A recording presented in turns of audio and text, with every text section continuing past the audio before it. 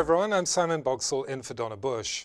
In our top story on CIGTV News today, a high-level Cayman Islands delegation has headed to London.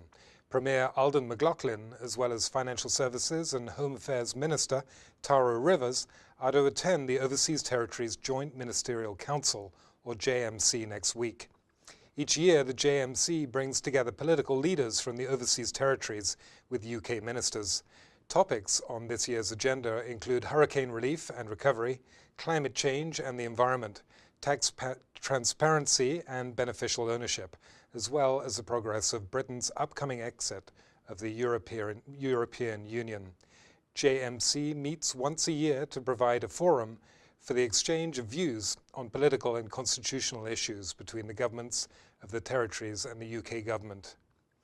Other events on the agenda include a meeting with the Overseas Territories Minister and a reception for Caymanian students in the United Kingdom.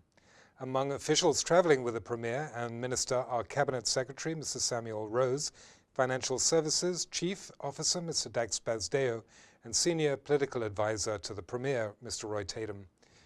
In other news, the 16 Days of Activism Against Gender-Based Violence Clothesline project gets underway this weekend with displays across the island. The project invites survivors of gender-based violence to express their emotions and raise awareness locally by decorating T-shirts, which are then put on public display. In addition to the Georgetown Post Office, the finished shirts will also be on display at district libraries and health centres across Grand Cayman throughout December. This year, staff of the Family Resource Centre, which spearheads the project, will also distribute shirts at the male and female prisons, as well as at the Crisis Centre's Kaya Lounge. The Family Resource Centre will also hold an information session at its offices on North Sound Way on Wednesday, the 6th of December from 6 p.m. to 7:30 p.m. Finally, the National Museum is getting ready for its annual birthday bash tomorrow.